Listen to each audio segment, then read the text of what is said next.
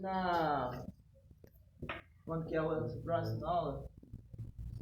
Sexta que vem, dia 12, né? Já revisão com você. Beleza? Então vamos lá. Vamos entrar agora aqui na melhor parte da Revolução, que é a segunda fase, a fase da Convenção Nacional. Então, antes da gente entrar nessa parte, deixa eu explicar um negócio para vocês do processo de transição. O processo revolucionário francês ele tem 3 fases, tá? Cada uma dessas fases ela é comandada por um setor da burguesia, né? Que é uma subdivisão da parcela do povo.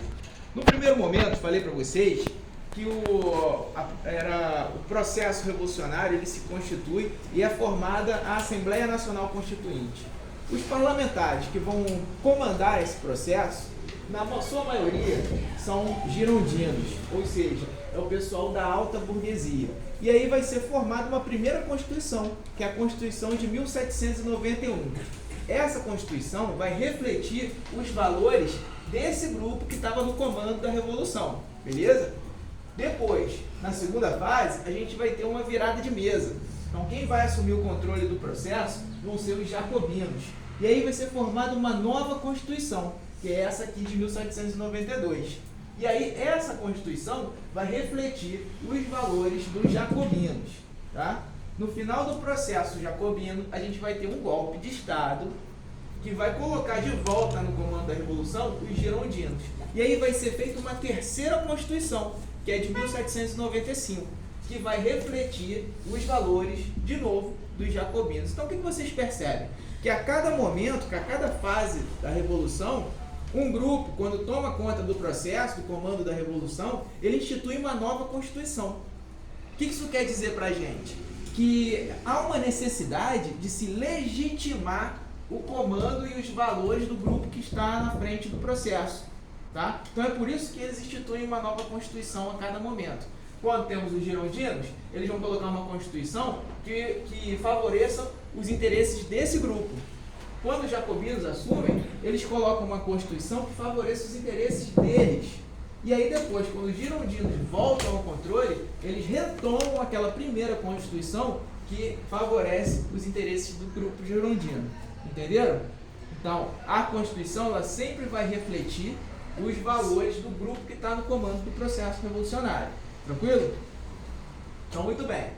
Antes da gente entender essa virada de mesa que vai colocar os jacobinos no comando, vamos entender uma coisa muito importante que traz reflexos para o nosso mundo político e ideológico de hoje em dia. Então, toda vez que vocês escutam aí nos jornais, nas notícias, falando sobre o partido tal é de direita, o partido de esquerda, o outro partido é de centro, essa ideologia política, ela vem do processo revolucionário francês, tá? E é uma coisa simples de entender porque ela está relacionada à localização dos grupos burgueses dentro da plenária francesa. Então imagina aqui, ó, você tem aqui a plenária que ficava dentro do Palácio de Versalhes, como se fosse uma arquibancada, tá?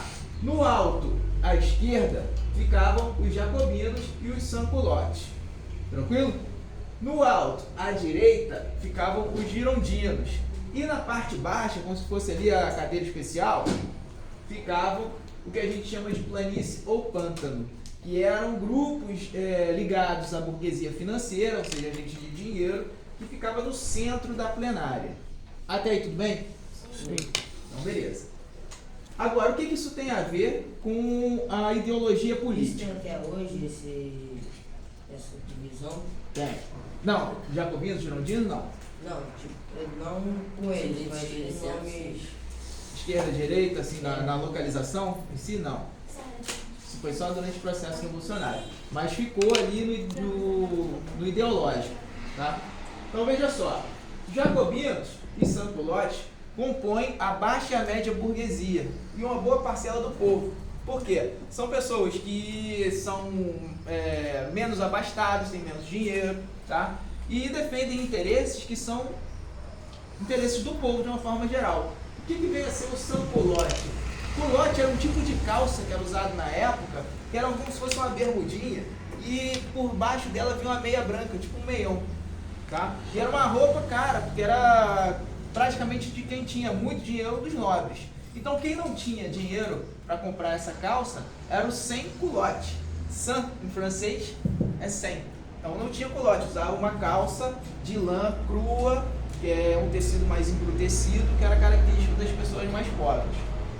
Esse grupo aqui, o sans culotte, eles eram representados no parlamento pelo Marat. Marat era um cara que tinha um jornal chamado Le Peuple, que botava ali as notícias e o processo revolucionário francês para que o povo pudesse ler. E eles também colocavam no jornal as iniciativas que eles tinham, estavam propondo para a Assembleia, para a plenária. Tá? Os jacobinos já são um pouquinho mais endinheirados, então eles têm ali na média burguesia, mais ou menos. Eram comandados pelo Robespierre e eles tinham um alinhamento com os sans-culottes, tá? Então veja só, essa galera aqui, jacobinos e sans-culottes, que estão colocados à esquerda da plenária, eles defendiam benefícios coletivos. Eles queriam que as leis elas beneficiassem não só quem tem dinheiro, mas toda a população francesa, principalmente os mais pobres. Então a gente pode dizer que eles lutavam pelos interesses do povo, beleza? A galera que estava aqui à direita eram os girondinos, e tem esse nome porque eles vinham da região da Gironda, na França. Era a alta burguesia, e era uma galera que, por ter dinheiro, detinham também o meio de produção, ou seja, as terras, as fábricas, né, as oficinas, e aí eles exploravam a mão de obra de quem não tinha o meio de produção, tá? Então, essa galera lutava por benefícios para a sua própria classe social, tá? Então, os interesses deles estavam alinhados com os interesses de mercado. Eles queriam ganhar dinheiro com a miséria alheia, beleza? Defendiam a lei da oferta e procura. Eles defendiam a ideia da concentração dos meios de produção, da propriedade privada, beleza? Criminalizavam greves, esse tipo de coisa. E você tem o pessoal que ficava embaixo, planície ou pântano, que compunha o centro. Esse grupo era formado pela burguesia financeira. Agora, preste atenção. Essa galera aqui não tinha uma ideologia política firmada.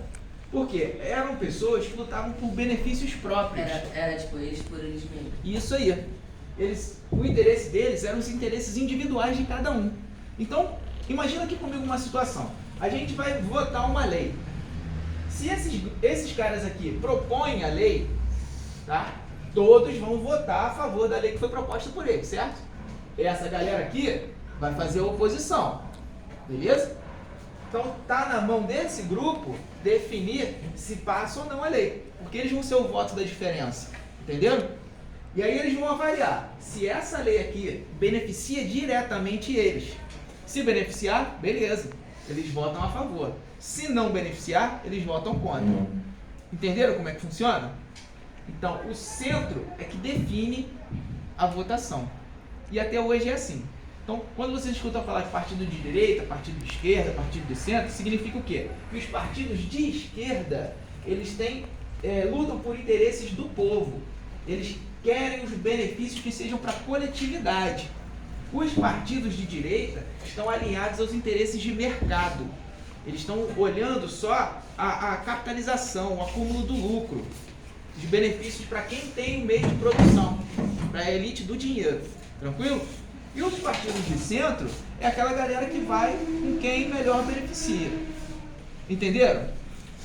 Sim ou não? Sim. Agora, para vocês nunca mais esquecerem qual é o de direita e qual é o de esquerda.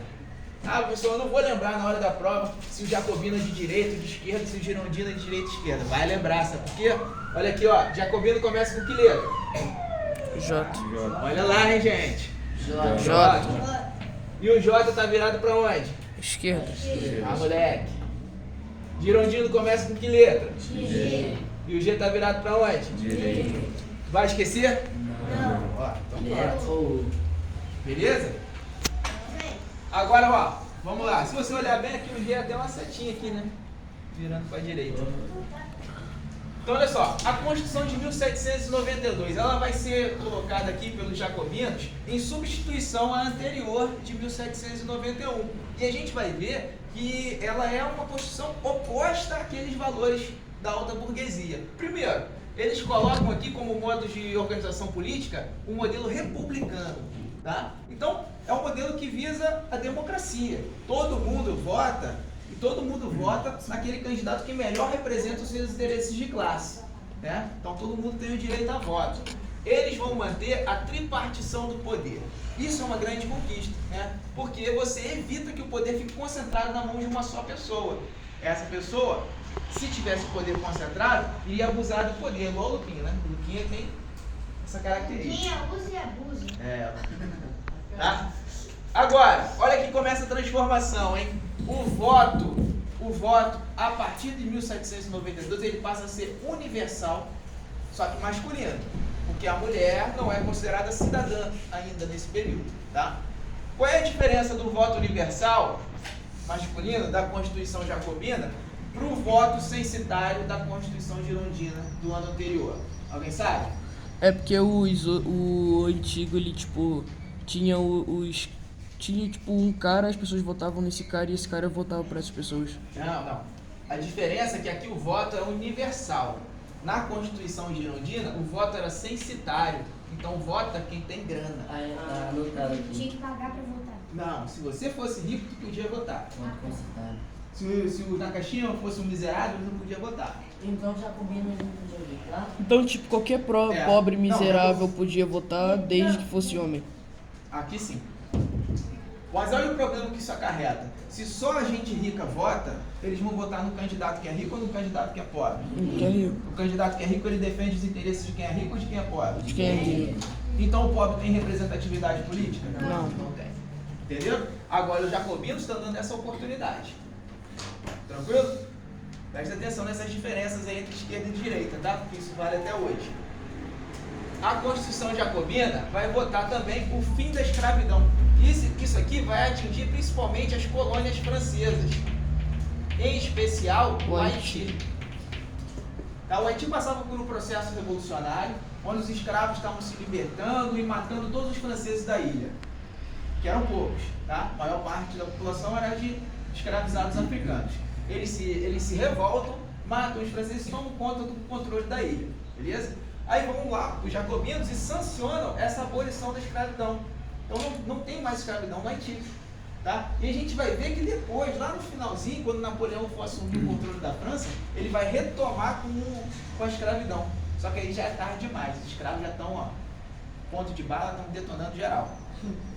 Outra coisa importante aqui, ó, lei do preço máximo. O que significa isso? Isso aqui é um tabelamento de preço para itens de primeira necessidade, itens de sobrevivência. O que a alta burguesia, os girondinos, propagam? É a ideia do lucro, beleza? E aí, independente se uma pessoa vai morrer para você ter lucro, isso aí para eles não interessa. O que interessa é o mercado, é o lucro, tá? Então imagina só, todos os produtos eles são regulados pela lei da livre concorrência, né? O livre mercado. Isso significa dizer que esses produtos estão de acordo com a lei da oferta e procura, até a comida. Até o carvão para aquecer os lares, a madeira para aquecer os lares. Então, se o Pietro aqui ele é pobre e ele precisa ter acesso à comida, ele tem que pagar o preço que a comida está valendo no mercado. E olha só o que vai acontecer. Os produtores vão segurar o alimento, tá? Sabendo que a França já está numa crise econômica, uma crise de abastecimento, eles seguram ainda mais o alimento para botar pouca oferta do produto nas ruas. Se você tem pouco produto na rua e uma demanda muito grande pelo produto, o preço aumenta. Então eles seguram para aumentar ainda mais o preço. Do ponto de vista moral, isso é legal? Não. Não, porque você está ganhando dinheiro em cima da miséria do sofrimento alheio, certo? E ocasionando uma situação de fragilidade alimentar. As pessoas estão morrendo de fome, porque o Léo quer lucrar o máximo que ele puder com a venda do alimento. Maldito, miserável. Maldito, miserável. Tá? Agora, os jacobinos vão fazer o quê? Eles vão impor um teto de preço. Então o Léo agora, ele não pode regular mais o alimento de acordo com a oferta e procura.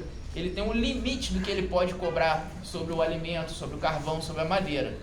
Que é justamente um valor que permite que o Pietro consiga comprar. Para ele não morrer de fome e nem morrer de hipotermia na casa dele. Beleza? Entenderam? Mas aí isso tudo vem da população, né? E aí as outras escolas começam a votar. Isso aí. Tudo isso aqui é votado. Olha só, eles vão propor também uma reforma agrária. Então, as terras que antes pertenciam aos nobres, que durante o processo revolucionário foram tomadas pelos ex-servos, né, que se libertaram, agora eles ocupam essas terras, mataram um monte de nobres. Então, essas terras vão ser divididas entre esses camponeses. Beleza? Isso dá acesso ao meio de produção de quem antes não tinha. Outra coisa, eles vão instituir o ensino público gratuito e obrigatório. A quem não interessa uma pessoa pobre e instruída? Pra direita? O rico, né? O rico quer poder engabelar os outros. Agora, com as pessoas tendo ensino, ele não consegue enrolar todo mundo, né? E outra coisa, as escolas na França são laicas. Livres de religião, né? Livres de religião. Antigamente, as instituições de ensino eram comandadas pela igreja. Na França revolucionária, não mais. Então, dentro das escolas vão ser passados os valores burgueses. Tá? Todos eles. Desde do liberalismo econômico até os valores da baixa e média burguesia, que envolvem aí benefícios populares. Tá?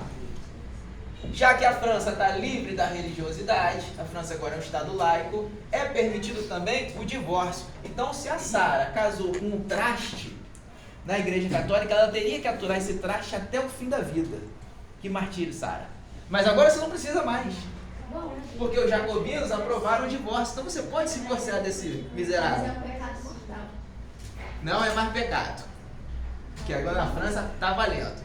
Beleza, Sara? Larga pra lá esse traste, tá? Nada de masculinidade frágil na sua vida. Outra coisa, vão ser regulados os salários, tá? Então, o Pedro, ele não pode mais botar o Fred para trabalhar para ele por um saco de feijão.